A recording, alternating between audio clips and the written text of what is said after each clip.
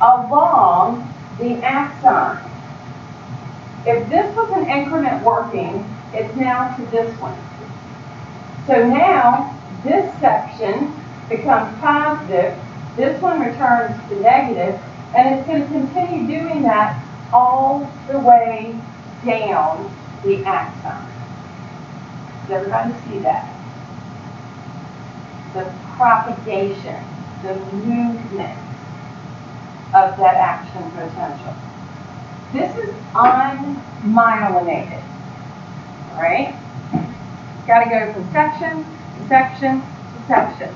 And as it moves to this section, the one previous is in recovery.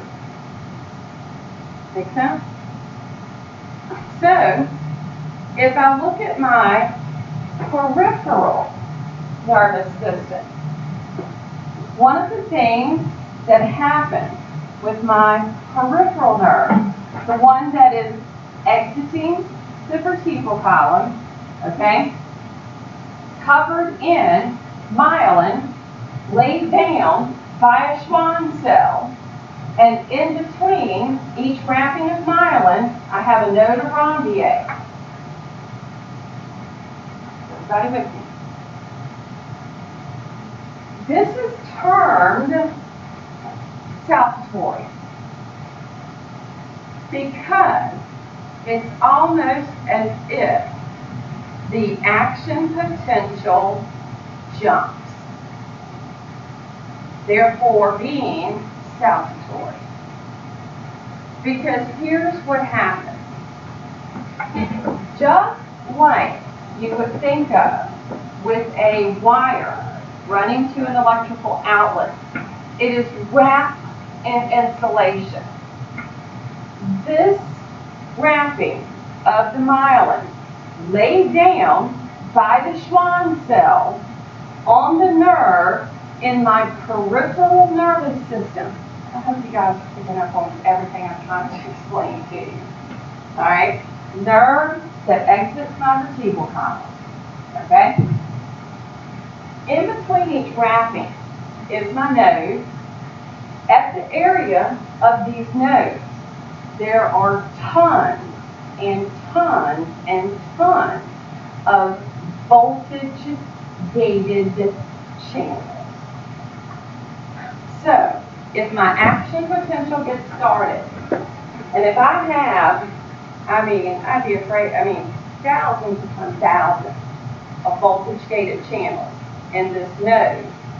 Well, because it is so much sodium rushing in at one time, it looks like it jumps from this node to this one.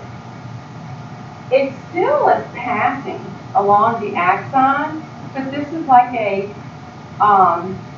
insulation, so it's passing so quickly, it actually looks like it jumps to this node, where it makes the thousands upon thousands of voltage gates open, and as they open, once again, because I've got insulation, it looks like it jumps to this node, when in reality we're passing along the axon.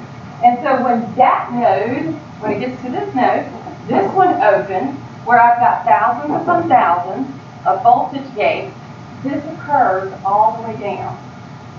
So it actually is moving so quickly that it looks like it jumps from this node to this one, to this one, to this one, to this one, to this one, to this one, to this one, to this one, until it gets to the end.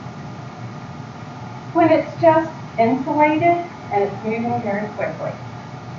So my myelinated axons, their action potentials travel much faster.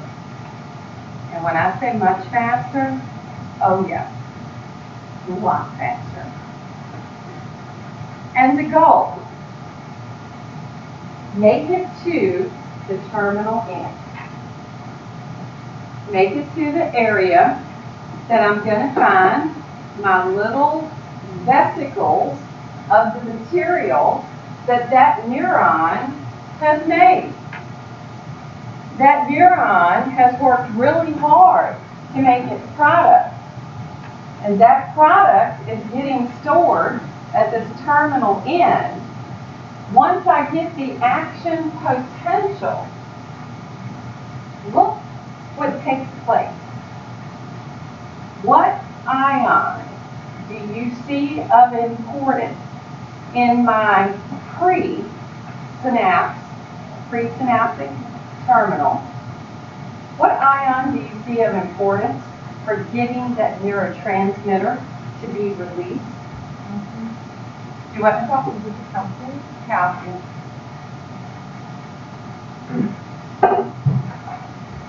Now, clinical significance of that is what? Calcium, the neurotransmitters in the light. Without the calcium, there would not be the release of that neurotransmitter. So therefore, the nervous system is highly affected by calcium levels. And the body, believe it or not, is going to very tightly regulate calcium levels. Very tightly. And it's because of this right here, and then the purpose of calcium in my heart muscle. So, calcium is an important ion with my nervous system. Then, if I can get the release of my neurotransmitter and these receptors on the post-synaptic area, terminal, okay? This is my synaptic cleft, okay? Receptors that are found here are either going to open their gates, meaning excitatory, and if they open their gates, what gets to rush in? Sodium. If sodium gets to rush in, my process continues, blah, blah, blah. All right? Let's say that that receptor was to close the gate. Sodium's not going to rush in. It is now inhibitory, and the potential stops. And in the areas of the nervous system, going from neuron to neuron, that post-synaptic neuron will have both types. It will have both excitatory and inhibitory, because we have more than one neurotransmitter. We have tons of neurotransmitters. It's just that some we hear about more often than others. Dopamine, serotonin, norepinephrine, epinephrine. Okay, we just hear more about some other than others. So, the passing of an action potential into the synapse.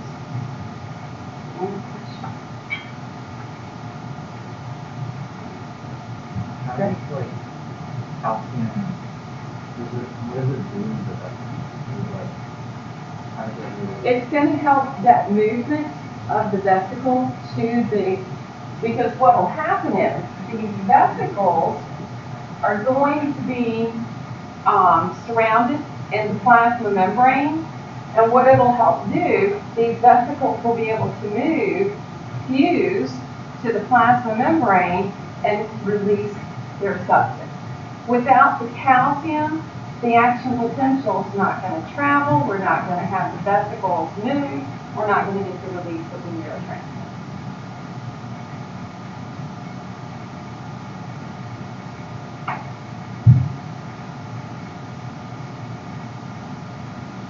All right, so we're going to finish up chapter 12 on Thursday. And if you guys need to look around at some of the